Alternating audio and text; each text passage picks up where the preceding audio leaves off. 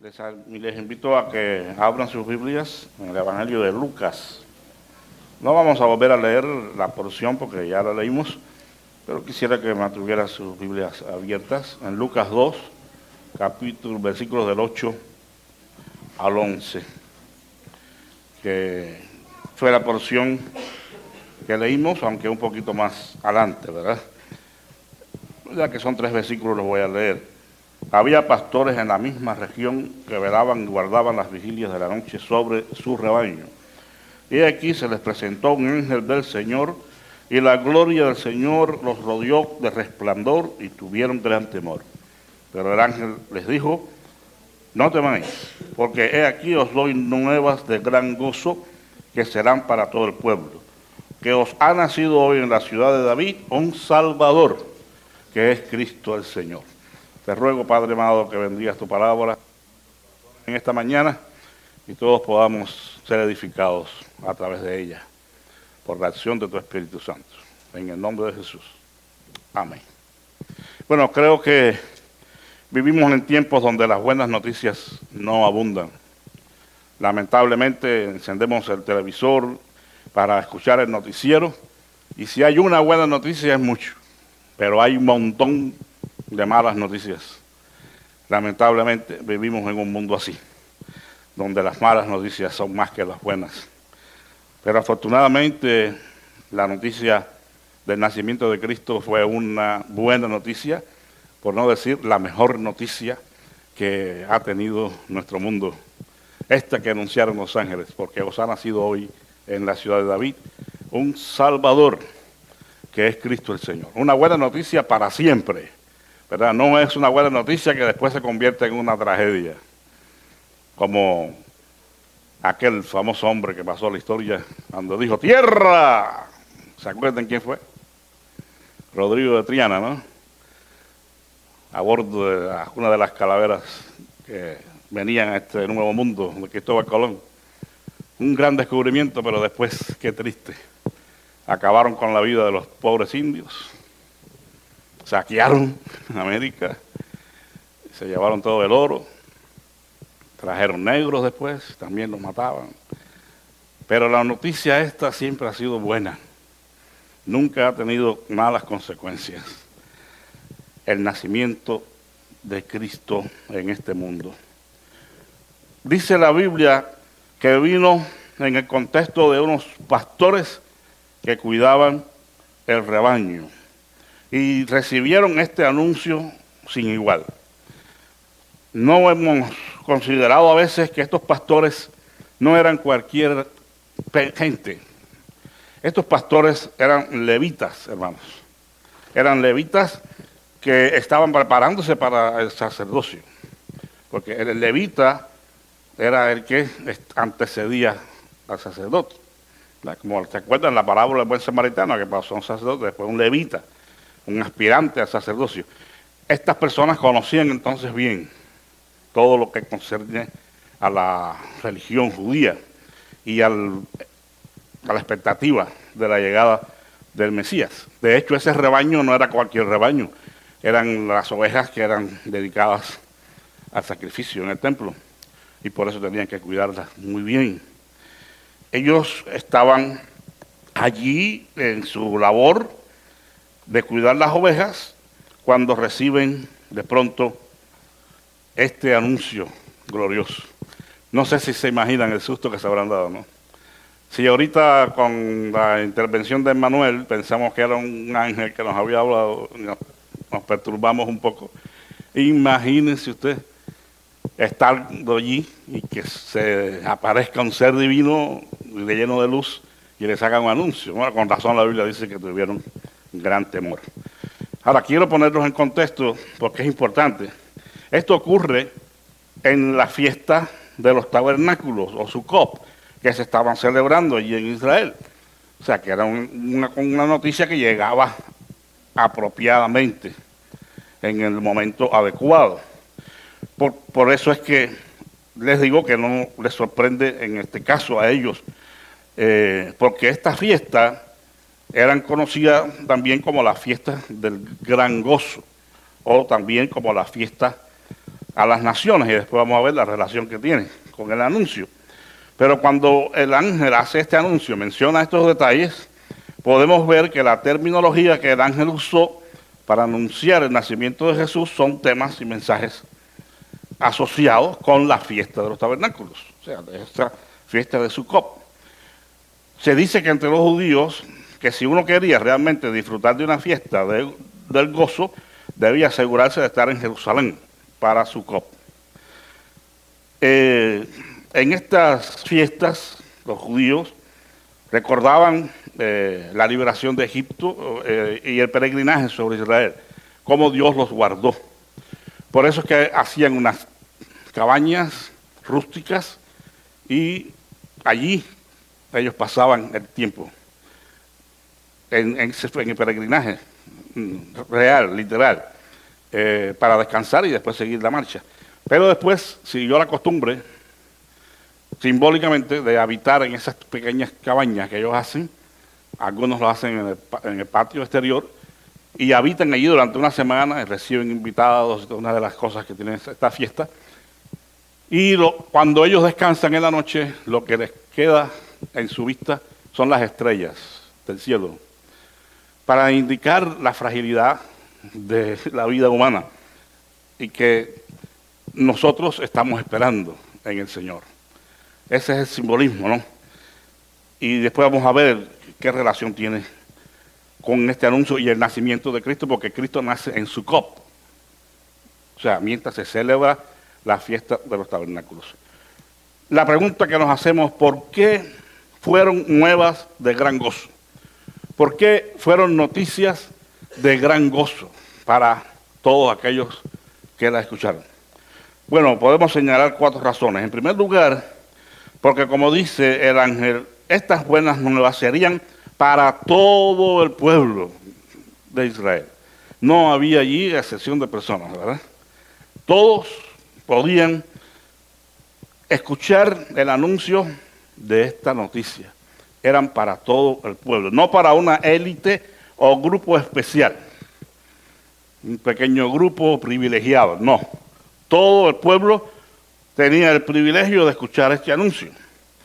Una cosa que dice la Escritura, que lo anunció el profeta Isaías y hasta ese momento se cumplía, era que el pueblo estaba en tinieblas. El pueblo que estaba en tinieblas, dice allí en Isaías 60, vio gran luz. El pueblo estaba en tinieblas porque el pueblo no estaba en el lugar apropiado. En aquel tiempo estaban cautivos en Babilonia y muchos sufrieron grandes consecuencias espiritualmente hablando de esto. No todos fueron tan firmes para mantener su fe. Algunos pues se dejaron influenciar por estas religiones paganas y por eso estaban en tinieblas también. Otros mantuvieron su testimonio a pesar de que le cambiaban los nombres a propósito. Le ponían nombres de los dioses de ellos. Por eso cuando hablamos de los 3 jóvenes hebreos no debemos decir los nombres de los dioses que le pusieron, sino Azarías, Ananías y Misael, no Sadrach, Mesach y Abednego, porque esos eran nombres de los dioses paganos. Pero a propósito le hacían esto, para que ellos se olvidaran de Jerusalén y se olvidaran de la ley y de Dios. Pero algunos permanecieron, gracias a Dios. Cuando dice el pueblo, se refiere a la nación reducida a un pequeño remanente. Sin embargo, a pesar de que eran para todo el pueblo, un pequeño remanente se haría cargo de recibir esa noticia en sus corazones. No un gran remanente, un pequeño remanente. Y siempre ha sido así, hermanos. Los fieles verdaderamente a Dios han sido pocos. Pocos. A pesar de que veamos una gran multitud. Son pocos, contados con los dedos a veces de la mano, los que son verdaderamente fieles. Las verdaderas esperanzas del profeta Isaías estaban en Dios, que es la salvación. Ahora, hay una promesa, sin embargo, de restauración en el nacimiento y en el reinado mesiánico del príncipe de paz. Que eso es lo que iba a ocurrir con la venida del Mesías. Cuando el profeta dice, levántate y resplandece porque ha nacido ya tu luz. La luz, hermanos, en todo el Antiguo Testamento significa la salvación de Dios. O sea, ya ha nacido la esperanza de la redención, de la salvación que Dios va a obrar en ustedes. Y en efecto, saben que regresaron del cautiverio, un cautiverio justificado, que ellos se buscaron por el pecado, por haber no dejado descansar la tierra. Violaron ese mandamiento y Dios le dijo, ok, me deben tantos años, 70 años, por el tiempo que le quitaron al descanso de la tierra. Fíjense qué celoso es Dios con que nosotros cumplamos con sus mandamientos. Pero finalmente la luz nacería sobre ellos. Y lo interesante, hermanos, es que estas nuevas, que serían para todo el pueblo de Israel y para ese remanente, son para todos los seres humanos. Los gentiles, es decir, todos nosotros, los no judíos, hemos sido incluidos como receptores de estas buenas nuevas. Esta buena noticia es para nosotros también, porque la luz resplandeció para nosotros que estábamos sin Cristo, dice la Biblia, sin Dios y sin esperanza en este mundo, alejados de la ciudadanía de Israel, ajenos a los pactos de la promesa. Esa era nuestra condición, la condición de todos los no judíos, fuera del pacto, sin Dios y sin esperanza en el mundo. Pero Dios, que es bueno en su misericordia, hizo que la luz resplandeciera, aún para nosotros también. Él extiende su misericordia a todos nosotros, para que también, por un acto de fe genuina y de arrepentimiento en el Mesías, podamos ser parte de Dios, de su pueblo y de sus promesas, según dice Efesios 2:2. Ahora formamos parte de ese pueblo escogido. Somos contados con ellos como real sacerdocio, nación santa, un pueblo adquirido por Dios, para que anunciemos las virtudes de aquel que nos llamó. Somos rescatados, llamados a formar parte de esta herencia, de este pacto, de este pueblo, para que también nos convirtamos en propagadores de esa luz. Hablar a todos de Cristo, del perdón que ofrece, de la vida eterna. El apóstol Juan nos presenta la Navidad de la siguiente manera, cuando dijo, aquella luz verdadera que alumbra a todo hombre venía a este mundo. Juan 1:9. Dios ha resplandecido en nuestros corazones para iluminación del conocimiento de la gloria de Dios en la faz de Jesucristo, dice 2 Corintios 4:6. O sea que esa luz vino a nosotros y ha hecho que nosotros resplandezcamos, hermanos. Salgamos de las tinieblas donde vivíamos y vengamos a la luz de Dios en Cristo Jesús, que es el sol de justicia. Por eso es que ahora el desafío es conocerle a Él, porque andar en la luz significa andar en el conocimiento de Dios. Es ir avanzando y conociendo de Dios. Y que de la misma manera esa luz se refleje hacia otros. Por eso el apóstol nos llama a andar como luminares en el mundo. Una linterna sin pilas o descargada, porque ya hay linternas eléctricas hoy también. ¿De qué nos sirve? Puede ser muy sofisticada, pero si no da luz, no sirve para nada. Nosotros tenemos que estar cargados, ¿verdad? Siempre con el poder de Dios en nuestras vidas, con el conocimiento de Él, para que podamos irradiar luz a los que viven en tinieblas. Esa luz verdadera ha venido a todos nosotros, para que demos honra y gloria a Dios. Jesús dijo, así alumbre vuestra luz entre los hombres. ¿Para qué? Para que vean vuestras buenas obras y glorifiquen a vuestro Padre que está en los cielos. Cuando andamos en luz, glorificamos a Dios. Porque el que nos ve puede decir, son verdaderamente cristianos. Están honrando y glorificando el nombre de Dios. Las nuevas de gran gozo traen con ellas el compromiso de ser luz, hermanos, en este mundo, dejando ver a otros el camino de la salvación. Por eso es que, en primer lugar, fueron nuevas de gran gozo, porque serían para todo el pueblo. Y Dios hoy todavía extiende su gracia y su misericordia a todos. Pero solo un pequeño remanente se beneficiará, porque solo un pequeño remanente va a creer y se va a arrepentir verdaderamente en Dios. Son para todos, pero los que van a disfrutar de esa luz serán los que se arrepienten de sus pecados, los que creen en Jesucristo como su Señor y Salvador. No hay otra manera de recibir esa luz de Dios. La luz alumbra, pero si nosotros no la dejamos entrar en nuestros corazones, no va a ser de beneficio para nosotros, más bien de condenación. Porque los hombres amaron más las tinieblas que la luz, dijo Juan. Sin embargo, habían recibido la luz. No en sus corazones, pero habían recibido la luz de Dios. Pero no quisieron andar en la luz, prefirieron andar en las tinieblas. Asegurémonos de estar en la luz, hermanos. De estar leyendo las Escrituras, estudiando la Biblia, orando, buscando el compañerismo de los cristianos, estando dispuestos a compartir el Evangelio con todos, especialmente con esos que Dios pone en nuestro camino, como en el caso de los hermanos, y el testimonio que tuvieron. Para todo aquel que cree.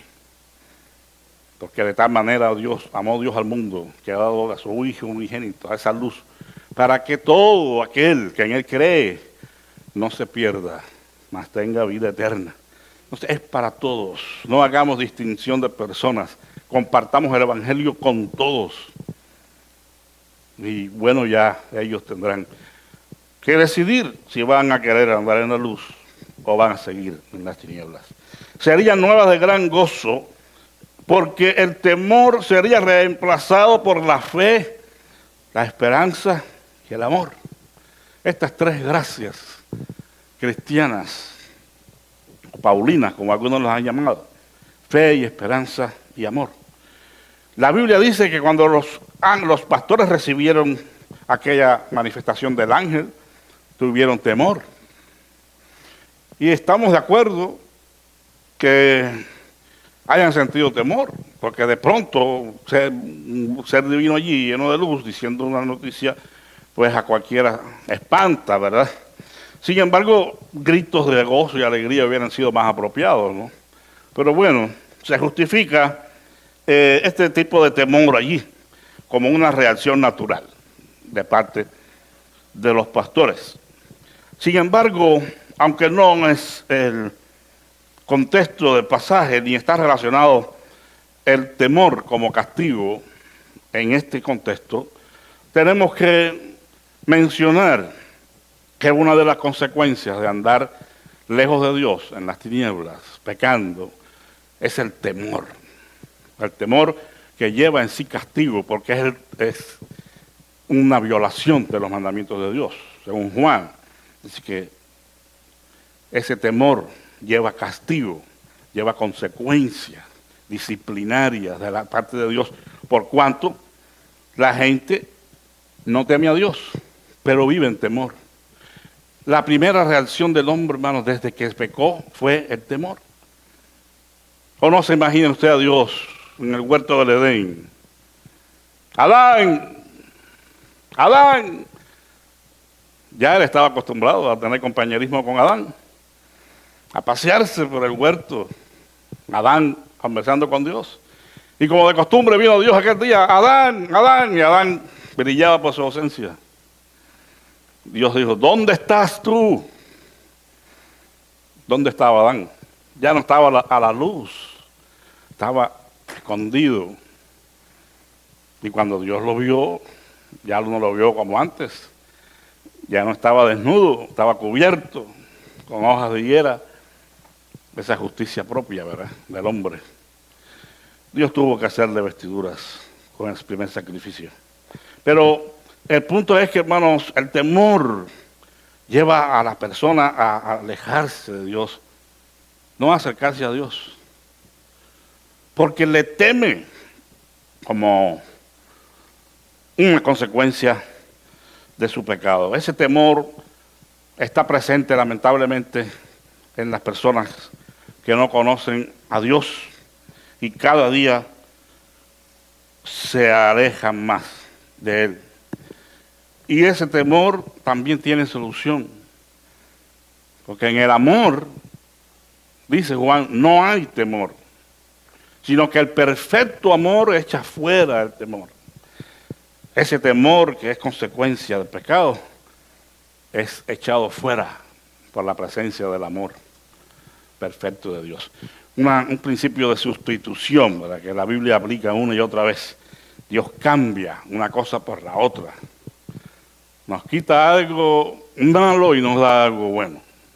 Él quita el temor que lleva castigo y nos da la confianza, el amor y la esperanza que tenemos en Él. Aunque los pastores no tuvieron este tipo de temor, de cualquier forma, este anuncio y este nacimiento de Cristo sobre la tierra traería como consecuencia el amor perfecto que echa fuera del temor. Los hombres iban a poder abrazar una fe en Dios a través de Jesucristo que haría capaz, o les harían capaces a ellos de vivir ya no en temor, sino en confianza, en amor, en esperanza, sabiendo que sus pecados son perdonados, que tienen un abogado en el cielo que los defiende. Ya el temor sería desplazado. Una anécdota, por supuesto no es real, creo que es ficticia, pero nos ilustra bien esto. Cuando este ángel recibió la encomienda de Dios de venir a anunciar este acontecimiento, dicen algunos que el ángel le dijo: Señor, perdona, pero no creo que yo deba ir. Qué buena voluntad para con los hombres. La gente esa que tú le vas a dar este anuncio no viven para tu gloria. Y les empezó a mencionar una serie de argumentos y todas las consecuencias del pecado. Y el Señor le dijo: sí, es cierto, pero precisamente por eso te estoy enviando. Porque este anuncio y ese nacimiento de mi Hijo en el mundo va a hacer la diferencia. Y los hombres van a tener la posibilidad de enmendar sus vidas. Y dicen que el ángel cantó como nunca estas buenas nuevas. Eso es lo que tenemos que entender, hermanos, que este mensaje del Evangelio tiene poder para transformar la vida. Lo que aprendimos hoy en la escuela dominical. Pablo dijo: yo no me avergüenzo del Evangelio porque es dinamita, dinamis, poder de Dios. Poder de Dios para transformar, para cambiar la vida, para poner luz en vez de oscuridad, paz, esperanza. Por eso es que debemos tener con toda confianza, predicar el Evangelio a aquellos que lo necesitan. Porque el amor de Dios ha sido derramado en nuestros corazones por el Espíritu Santo que nos fue dado. Y por eso hoy podemos servir a Dios sin temor. Ya Él ha perdonado nuestros pecados. Él nos ha dado paz por medio de Jesucristo. Es cierto, Él sigue siendo el juez de toda la tierra y nosotros tendremos que comparecer ante su tribunal, pero ya no para condenación, porque no hay condenación para los que están en Cristo Jesús. Bendito sea su nombre.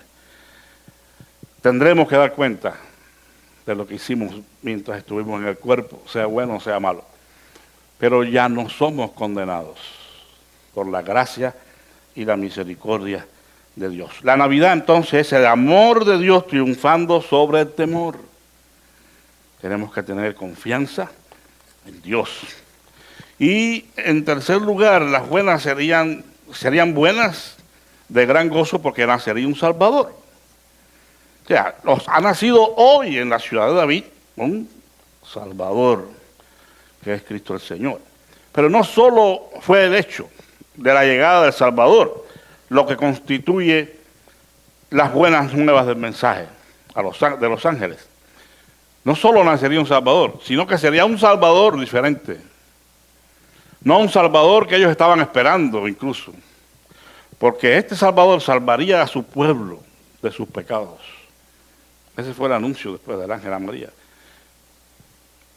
Y llamará su nombre Jesús, o Yeshua, o Josué, la raíz del nombre, salvación. Por eso dice, Él salvará a su pueblo de sus pecados. El oficio de Jesús sería salvar al pueblo de los pecados. Aunque muchos probablemente habrían interpretado una salvación social y política, la totalidad del Nuevo Testamento presenta a esta salvación como moral y espiritual. El Salvador anunciado era un Salvador del pecado. Si Cristo no nos ha salvado de nuestros pecados, no nos ha salvado de ninguna manera, hermanos. Si seguimos esclavos del pecado, no podemos decir que hemos sido salvados. Y eso es lo que Él vino a hacer. Él no vino a libertarlos de Roma. Él vino a libertarlos del poder del pecado. Él no ha venido a nuestras vidas para llenarnos de bienes materiales, hermanos. Ni siquiera para que seamos felices. Él ha venido a nuestras vidas para libertarnos del poder del pecado. Es una salvación del pecado. Porque el pecado es el peor enemigo que nosotros podemos tener. La gente se aterroriza con Satanás y piensa que Satanás es el enemigo peor. No. El enemigo peor que tenemos nosotros somos nosotros mismos y el pecado. Porque todavía nosotros mismos estamos primero que el pecado, porque nosotros somos los que decidimos si pecamos o no, cuando estamos en Cristo, ¿verdad? Entonces, Él nos salvaría de ese poder. Pablo, hablando de este pecado como herencia, ese pecado original, adámico, como lo quiera llamar, la condición de pecado, la naturaleza pecaminosa, dijo, ¿quién me librará de este cuerpo de muerte? ¡Ay de mí! ¿Quién me librará? Un grito de desesperación. Pero después dice, pues gracias doy a Dios por Jesucristo. Porque Él nos liberta de ese cuerpo de muerte. Ya se los he dicho en otras ocasiones, y por eso Félix se acordó de la estatua de Sincera, ¿verdad? Ojalá se acuerde de esto también. Ponían a un cadáver atado al prisionero, condenado a muerte. Y la muerte era ser contaminado con el cadáver y morirse. Oh, horrible, ¿no? Nada más que de pensarlo nos erizamos. Un cuerpo de muerte del cual el prisionero no se podía librar. ¿Cómo no se puede librar el hombre del pecado? Del pecado que está dentro. Del que dice lo que somos, no algo que tenemos, es que somos pecadores. Pero Dios nos libra de ese poder. Y nos hace ser más que vencedores por medio de aquel que nos amó, hermanos. Los pecadores son convertidos en santos. En esencia continuamos siendo pecadores, pero pecadores perdonados, arrepentidos, limpiados, purificados por el poder de Dios. Que ya no vivimos más en el pecado. Y ahora somos guiados por el Espíritu y vivimos en el Espíritu. Eso traería ese Salvador que estaba naciendo. Dice la Escritura en el versículo 12, esto os servirá de señal, hallaréis al niño envuelto en pañales. ¿Qué de diferente o de espectacular tendría un niño en pañales? Nos podemos añadir esto porque será señal. No meditamos en las Escrituras lo suficiente. Por algo el Señor nos dijo esto. Y uno debe ser movido a la curiosidad, ¿verdad? Un niño envuelto en pañales, ¿por qué va a ser señal? Estamos cansados de ver niños envueltos en pañales, ¿verdad? Y desde aquel entonces hasta hoy. Pero el problema es que ya dije que estos pastores eran levitas, eran conocedores de la ley y sabían cómo vendría ese Mesías. Cuando el Señor le dice eso, algunos usan en pañales de lino fino, pero una traducción más correcta sería que lo verían envuelto en túnicas sacerdotales. Y eso es lo que iba a traer, iba a ser una señal. El niño iba a estar envuelto en túnicas sacerdotales, dando a conocer la identidad de ese niño.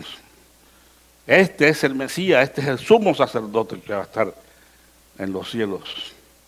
Y los pastores, cuando vieran eso, se darían cuenta de que era el Mesías, porque no podría ser otro, si no estuviera envuelto en cualquier otro pañal, pero estaba envuelto en túnicas sacerdotales. Además, y a pesar de todas las tradiciones que han venido hasta nuestra mente, Jesús no fue necesariamente puesto en un pesebre.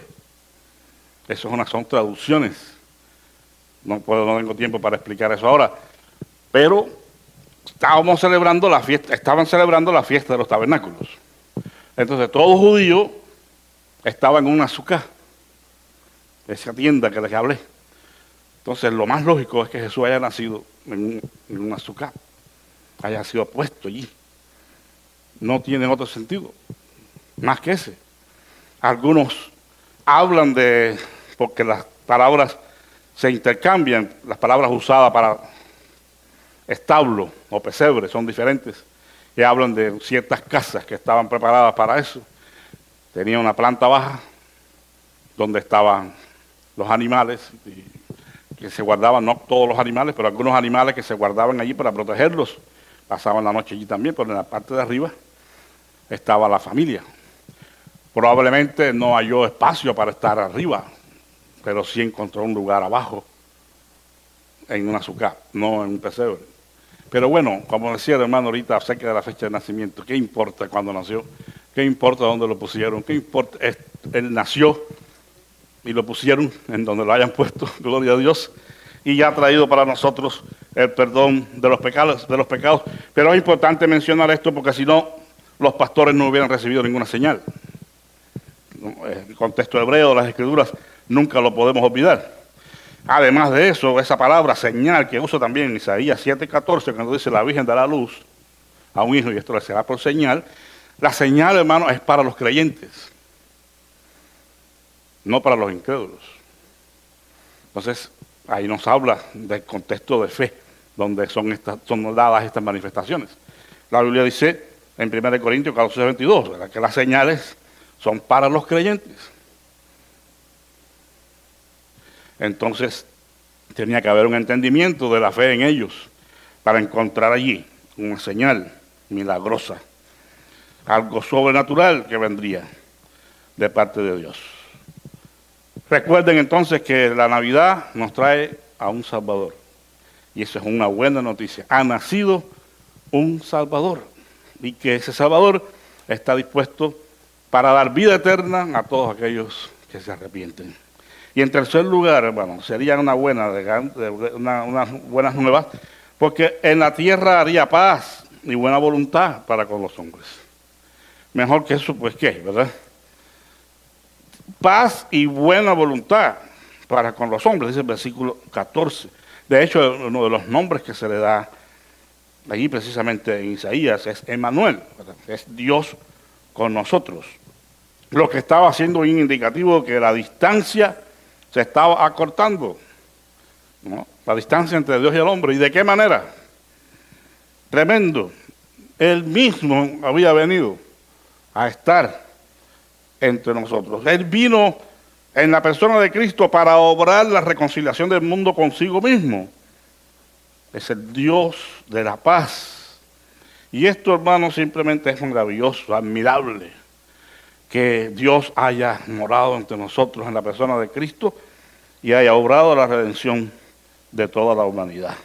Se estaba ofreciendo a los hombres con esto una amplia y generosa entrada en el reino de Dios, como dice el apóstol Pedro. Él nos ha dado amplia y generosa entrada a su reino, pero por medio de Jesucristo. No hay otro camino. No hay otra manera de entrar a este reino que no sea a través de la fe en Cristo y el genuino arrepentimiento. Se ofrecía una relación íntima con Dios de una manera única y especial. Como el hermano Iván hablaba el otro domingo del tabernáculo. El tabernáculo era el lugar de reunión donde el pueblo se encontraba con Dios. Pero ahora Juan usa esta palabra cuando habla de la encarnación, dice que Dios tabernaculizó en Cristo. Hizo tabernáculo, habitó en Cristo para darnos la salvación. Y ahora dice que nosotros somos tabernáculos también, porque en nosotros habita el mismo Dios en la persona del Espíritu Santo. Somos tabernáculos. Por eso Pablo dice, si este nuestro tabernáculo terrestre se deshiciere, hablando del cuerpo, tenemos de Dios un edificio, una casa hecha no de manos, eterna, en los cielos. Tanta era la buena voluntad que Dios vino a darnos una posibilidad de comunión íntima con Él. Pero no todos aprovechan esta bendición. Y no estamos buscando a Dios como deberíamos buscarlo. Pero si lo hacemos, Él nos garantiza una relación especial, íntima, donde nos podemos conocer de una manera única. Como los matrimonios, ¿verdad? Hay matrimonios, muchos matrimonios. Pero una es la relación que vive este matrimonio y otra es la que vive aquel otro matrimonio. Y todo depende de las ganas que le echen, como dicen los mexicanos, ¿verdad? Hay que echarle ganas. Si ella le echa ganas para conocerlo a él, y a ella se conocerán más y más. Y estarán pendientes de todos los detalles. Hay esposos que no saben cuál es el color preferido de la esposa, ni cuál es su plato favorito. Y no sé cómo esa relación puede ser especial. Porque a la hora de regalarle, le trae un vestido rojo y ella, el verde era su color. Uy, no, cámbialo. Y así. Si se dan a la tarea de conocerse, cuéntame tu historia. A ver, tu familia. ¿Dónde naciste? Tu mamá, tu papá, tus tíos, tus hermanos. Todo, hermano. ¿Quieres saberlo todo? Porque es la persona que ama. Pues eso mismo haríamos con Dios si Él fuera el amor de nuestro corazón. Escudriñaríamos su palabra. Dice, Jesús le dijo irónicamente a aquella gente que supuestamente conocía las Escrituras, escudriñen las Escrituras, porque ellas dan testimonio de mí. ¿A ustedes les parece eso? Pues escudriñenlas y verán cómo dan testimonio de mí. Si no la escudriñaban de esa manera, no encontrarían que las Escrituras daban testimonios de Él. Y así la Biblia tiene tanto para nosotros, pero tenemos que tener hambre de conocimiento de la Biblia. Tenemos que dedicarnos, hermanos, a estudiarla, porque en ella vamos a conocer quién es Dios, qué le gusta y qué le disgusta. Los pastores, una vez que recibieron el anuncio, ¿qué hicieron? Bueno, me imagino que después del temor habrán dado gritos de júbilo, de gozo, de alegría y de alboroto. Pero finalmente, ¿qué dijeron? No sé quién fue el que lo dijo, pero el que lo dijo estaba en la verdadera posición. Pasemos pues a Belén. O sea, el ángel nos dijo esto, vamos allá a ver si es verdad. Vamos a ver qué es esto que el Señor nos ha manifestado. O sea, ellos pasaron del aviso a la experiencia. Nosotros a veces recibimos los avisos, pero no pasamos a la experiencia. Nos quedamos con el aviso, nos quedamos con la buena noticia, pero no accionamos la fe, hermanos. Sabemos que tenemos que hacer esto, tenemos que hacer lo otro, estamos convencidos, pero nunca pasamos a Belén. Nunca iniciamos la célula, nunca venimos al estudio, nunca hacemos las cosas buenas que tenemos que podemos hacer. Nos quedamos en el aviso. Para experimentar la bendición de Dios, para ser beneficiarios de su bendición, hay que pasar a Belén. Hay que pasar a la acción, a la experiencia. De otra manera jamás podremos disfrutar de lo que Dios quiere. Porque la fe requiere acción, hermano. La fe no es solo para saber algo y estar en algo. La fe nos mueve a algo. La fe tiene manos, la fe tiene pies. Tiene que ser ejercitada por obras, ¿verdad? Las obras, la fe tiene obras. No podemos decir, como Lutero dijo de la epístola a Santiago, que era pura paja. Porque, bueno, las obras, que está hablando es por fe. No, ninguno de los dos estaba contradictorio, ni Pablo ni Santiago. Simplemente que hay una verdadera fe que tiene obras. Porque la fe, dice la Biblia, obra por el amor. Entonces, si hay fe, tiene que haber obras. Y allí, en esa acción, descubrimos la buena voluntad de Dios para con nosotros. Porque todo lo que hagamos tiene recompensa. No vamos a orar por recibir la recompensa, sino por amor a Dios. Porque la fe obra por el amor, no por el amor a la recompensa, sino por el amor a Dios. Bendito sea su nombre. No nos olvidemos, hermanos, de que hubo un personaje aquí, que con esto termino, que quizás no se entusiasmó tanto como los pastores. No dio brincos, no dio gritos, pero nos enseña algo tan hermoso. Y algunos no quieren que se mencione a María en las iglesias evangélicas, porque son tan fanáticos y confunden las cosas. Pero María guardaba todas estas cosas, meditándolas en su corazón. Bendito sea Dios. Todas estas cosas relacionadas con lo que ella recibió y el anuncio que le dio el ángel y José que la quiso dejar y todo eso, hasta el nacimiento del niño, ella lo estaba meditando en su corazón. Y por eso es que ella es quien es. La mujer bienaventurada, que dice el canto de Magnificat. Y me dirán bienaventuradas todas las generaciones. Sí. María nos da un ejemplo extraordinario. Y no solamente en esto, en este pasaje.